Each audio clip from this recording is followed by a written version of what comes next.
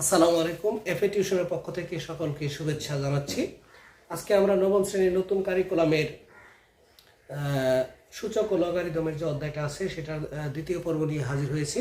আজকে আমরা 4 নং থেকে অঙ্ক করব। 4 নং প্রশ্নটা হচ্ছে এরকম: 10% চক্রবৃদ্ধি মুনাফা হারে চক্রবৃদ্ধি মূলধন কত বছরে 3 গুণ হবে? মানে কত বছর, এখানে সময় চেয়েছে। তাহলে আমরা লিখব সমাধান।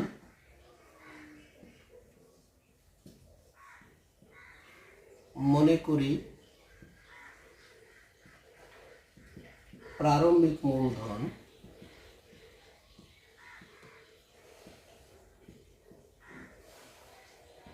মূলধন সমান P টাকা,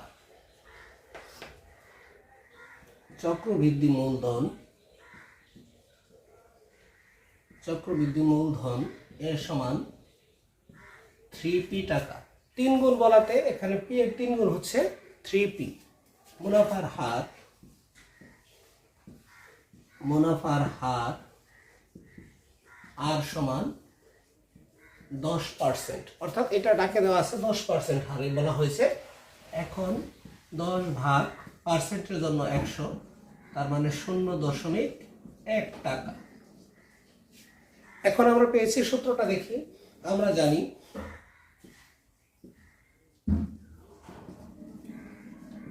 জানি A সমান P into 1 plus R whole to the power n, অর্থাৎ চক্রবৃদ্ধি মূলধনের ক্ষেত্রে এই সূত্রটা প্রযোজ্য। এখন আমরা যদি মান বসাই, বা এর মান হচ্ছে কত? 3P সমান P 1 plus R whole to the power n। এখন মনে মনে এই 3P চলে যায়, তাহলে বা 3 সমান হচ্ছে কত? 1 প্লাস আর এর মান হচ্ছে, এখানে আর মানটা বসাই দিই, 0.1, তার মানে হচ্ছে কত? 1.1 whole to the power n। এখন আমরা জানি এখানে যেহেতু বৃত্তি 1.1 আছে, তাহলে উভয় পক্ষে লগ, বা এটা মনে করে এই পাশে আছে log 1.1 whole to the power 1.1 n সমান লগ 1.1 পাওয়ার 3। অর্থাৎ উভয় পক্ষে আমরা লগ 1.1 দ্বারা গুণ করি। এখন এটা কি হয়ে যায়? nটা যদি সামনে আসে তাহলে হচ্ছে n ইন্টু লগ 1.1 সমান লগ 1.13। এখন এখানে জায়গা না হয়, এখানে যদি আমি লিখি, এইটুকুর মান আমার কত হচ্ছে? এইটুকুর মান হচ্ছে 1। আচ্ছা, এই সমাধানটা আমি এখানে করছি। এখন হচ্ছে n ইন্টু 1 সমান লগ 1.13, বা n সমান, এটার মান আসে ক্যালকুলেটরে চাপ দিলে আসে, যেটা হচ্ছে লগ 3 ভাগ লগ 1.1, 11.53। এটার মান আসছে 11.53। দশমিক না রেখে আমরা লিখতে পারি n সমান 12 বছর। এটাই হচ্ছে আমার এই অঙ্কের আনসার। অর্থাৎ 10% চক্রবৃদ্ধি মুনাফা হারে চক্রবৃদ্ধি মূলধন 12 বছরে 3 গুণ হবে। কয় বছরে 3 গুণ হবে? 12 বছরে। এখন আমরা পরের অঙ্কটা দেখব। আমরা এখন 5 নং অঙ্কটা দেখব। 5 নংয়ে আছে করোনা ভাইরাস খুব দ্রুত ছড়ায়। তোমরা জানো করোনা ভাইরাসের জন্য প্রায় 2 বছর স্কুল বন্ধ ছিল। সেই 2019 সাল থেকে করোনা ভাইরাস খুব দ্রুত ছড়ায় যদি প্রতিদিন একজনে 3 জন আক্রান্ত হয়। একজন মানুষের 3 জন আক্রান্ত হচ্ছে, তবে একজন থেকে 1 মাসে কতজন আক্রান্ত হবে? কত দিনে 1 কোটি মানুষ আক্রান্ত হবে? এটা দুইটা প্রশ্ন তারা বলেছে। একটা হচ্ছে 1 মাসে কতজন আক্রান্ত হবে, আর 1 কোটি মানুষ আক্রান্ত হতে কত দিন লাগবে। সমাধান: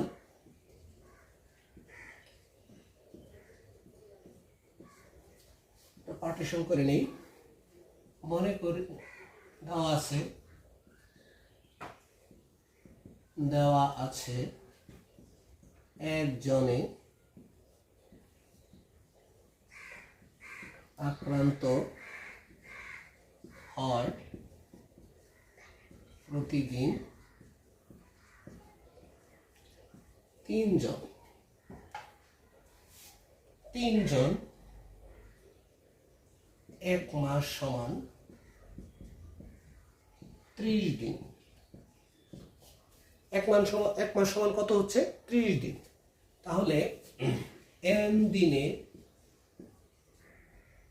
আক্রান্ত সংখ্যা হবে p into 1 plus r whole to the power n। এখন n এর জায়গায় যদি আমরা 30 দিন লিখি, 30 দিনে আক্রান্ত সংখ্যা হবে, এখানে p এর মান কত নাই, আমরা যদি 1 ধরি, 1 গুণন 1 প্লাস r এর মান কত? 3 জন আক্রান্ত হচ্ছে প্রতিদিন, 3, n এর মান কত? 30। তার মানে 4 to the power 30। 4 to the power 30 মানে কত? ক্যালকুলেটরে করলে 4 এর উপরে পাওয়ার 30,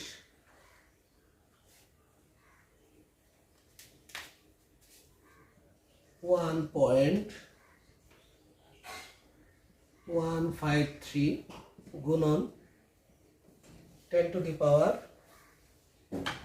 18, এত জন। এটাই হচ্ছে আমার এক পার্টের আনসার। অর্থাৎ 30 দিনে আক্রান্ত হচ্ছে 1.153 গুণ 10 to the power 18 জন। এখন বলছে কত দিনে 1 কোটি মানুষ আক্রান্ত হবে। মনে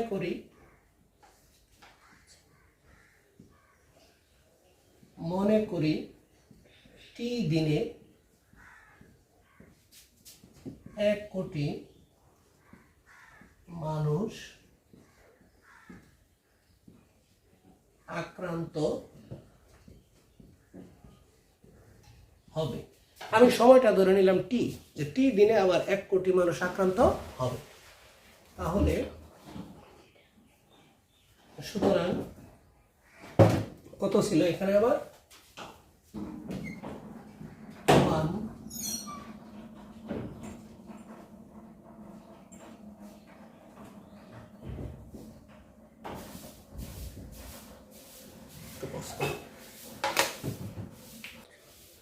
আচ্ছা, এখন মনে করি টি দিনে 1 কোটি মানুষ আক্রান্ত হবে। তাহলে 1 + 3 হোল টু দি পাওয়ার টি, এখানে আবার ছিল, এখানে এর জায়গায় টি হয়ে গেল 1 কোটি, বা 4 টু দি পাওয়ার টি সমান একক, দশক, শতক, হাজার, অযুত, লক্ষ, নিযুত, কোটি। এখন এটাকে ভ্যানিশ করার জন্য আমাকে উভয় পক্ষকে লগ দ্বারা গুণ দিতে হবে। তাহলে লগ 4 টু দি পাওয়ার টি সমান লগ 4 একক, দশক, শতক, হাজার, অযুত, লক্ষ, নিযুত, কোটি। এখন এটা যদি এখানে আসে, টি ইন্টু লগ 4 সমান লগ 4 একক, দশক, শতক, হাজার, অযুত, লক্ষ, নিযুত, কোটি, বা টি ইন্টু 1 সমান হচ্ছে লগ 4 একক, দশক, শতক, হাজার, অযুত, লক্ষ, নিযুত, কোটি, বা টি সমান, এটা যদি আমি ক্যালকুলেশন করি, ক্যালকুলেটর দিলে আসছে লগ একক, দশক, শতক, হাজার, অযুত, লক্ষ, নিযুত, কোটি ভাগ লগ 4, 11.63, 11.63। তার মানে লেখা যায় টি সমান 12 দিন। এটাই আমার আনসার। অর্থাৎ 12 দিনে 1 কোটি মানুষ আক্রান্ত হবে। এখন আমরা পরের অঙ্কটা দেখব। এবার আমরা 8 নং অঙ্কটা করব। 8 নং অঙ্কে আছে, কোনো এক সময়ে জাপানে একটি ভূমিকম্প হয়েছিল, রিক্টার স্কেলে তার মাত্রা ছিল 8। ওই একই বছরে আরেকটি ভূমিকম্প হয়, যা পূর্বের ভূমিকম্পের চেয়ে 6 গুণ শক্তিশালী ছিল। রিক্টার স্কেলে পরের ভূমিকম্পের মাত্রা কত ছিল? অর্থাৎ জাপানে একই বছরে দুইটা ভূমিকম্প হয়েছিল, আগে যেটা হয়েছিল তার চেয়ে পরেরটা ছিল 6 গুণ শক্তিশালী। পরের ভূমিকম্পের মাত্রা আমাদেরকে বের করতে বলা হয়েছে। আমরা যদি সমাধানে যাই,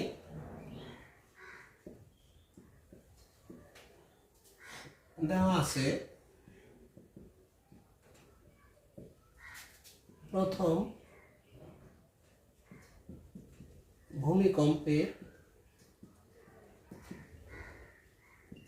মাত্রা R1 সমান 8,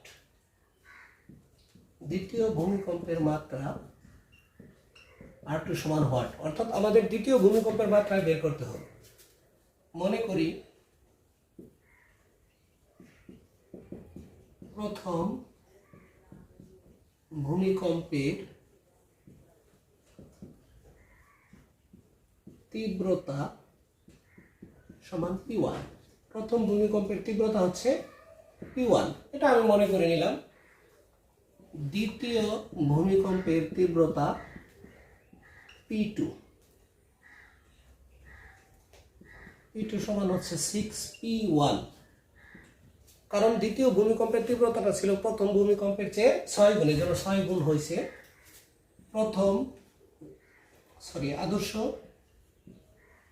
আদর্শ ভূমিকম্পের তীব্রতা সমান S, এটা আমরা ধরে নিলাম। এখন যদি আমরা সূত্র প্রয়োগ করি, শর্ত মতে log 10 ভূমিকম্পের মাত্রা বের করা হয়, যা তীব্রতা দেওয়া আছে তাকে আদর্শ তীব্রতা দ্বারা ভাগ করলে পাওয়া যায়। তার মানে P1/S সমান 8, কারণ প্রথমটার তীব্রতা আমার দেওয়া আছে কত? 8, বা P1/S, এই ভিত্তিটা ওই পাশে চলে গেলে 10⁸, অর্থাৎ এই যে সংখ্যাটা তা ভিত্তির উপরে কি হয়ে যায়? পাওয়ার হয়ে যায়। এটা আমি রাখলাম 1 নং সমীকরণ। এখন যদি আমরা দ্বিতীয়টা করি, আবার দ্বিতীয় শর্ত মতে কি ছিল আমার? log 10, এখানে দ্বিতীয়টা ছিল P2/S সমান, এটার মাত্রায় আমার চেয়েছে, অর্থাৎ R2। এটার মান যেহেতু নাই, প্রথমটা মান 8 দেওয়া ছিল, সেই জন্য আমরা 8 বসিয়ে দিয়েছি, এখানে মান নেই। এখন আমরা কি করব?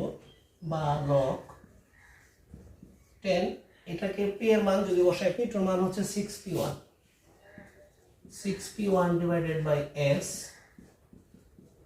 সমান R2, বা log 10, 6 যদি আমরা ইন্টিগ্রাল আলাদা রাখি, P1/S সমান R2, বা এটার মান কত হচ্ছে? P1/S, এটার মান হচ্ছে 10⁸। এখন আমরা কি লিখতে পারি? log 10 6 গুণন 10⁸ সমান R2। অতএব R2 সমান আমরা কি লিখতে পারি? এখন যদি ক্যালকুলেশন করি, ক্যালকুলেশন করলে হবে log এখানে দুইটা সংখ্যা আছে, সো এখানে আমাদেরকে ব্র্যাকেট দিতে হবে। log ব্র্যাকেট 6 গুণন 10⁸, ব্র্যাকেট ক্লোজ, ভাগ log 10, মান আসছে 8.778, 8.778, তার মানে লেখা যায় 8.8, অর্থাৎ দ্বিতীয় ভূমিকম্পের মাত্রা ছিল 8.8। এটাই আমার আনসার। অর্থাৎ প্রথম ভূমিকম্পের চেয়ে দ্বিতীয় ভূমিকম্প কত গুণ শক্তিশালী ছিল, বা দ্বিতীয় ভূমিকম্পের মাত্রা রিক্টার স্কেলে হচ্ছে 8.8। আজ এই পর্যন্ত, পরবর্তীতে কোনো ভিডিও নিয়ে হাজির হব।